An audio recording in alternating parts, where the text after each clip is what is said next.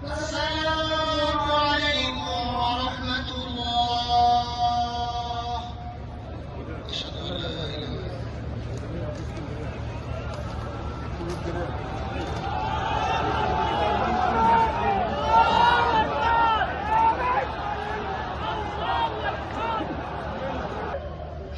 আমার সবাই ভাই বোনের মধ্যে সঞ্চয় ছোট ছিল শরীর ওসমান হানি আজকে তার লাশ আমার কাঁধে বহন করতে হচ্ছে। আজকে আপনাদের কাছে আমার কোনো দাবি নেই, শুধু একটাই দাবি, 7 থেকে 8 দিন হয়ে গেল দিবালোকের প্রকাশ্যে রাজধানী ঢাকায় জুমার নামাজের পরে খুনি প্রকাশ্যে গুলি করে যদি পার পেয়ে যায় এর চেয়ে লজ্জার আমাদের আর কিছু নাই।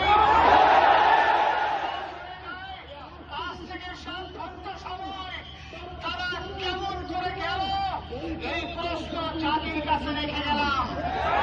আমার কোনো চাওয়া পাওয়া নাই। আমার ভাই ওসমান হাদি শহীদ হয়েছে, ওর শহীদটা আমার না ছিল। আপনারা বক্তব্য শুনেছেন, আপনারা শহীদ ওসমান হাদির ধ্বংস শুনেছেন। ও সব সময় শহীদ কামনা করত, হয়তো আল্লাহ তাআলা ওর শহীদি সেই মত মুছে করে দিয়েছেন। কিন্তু আপনাদের কাছে আমি এই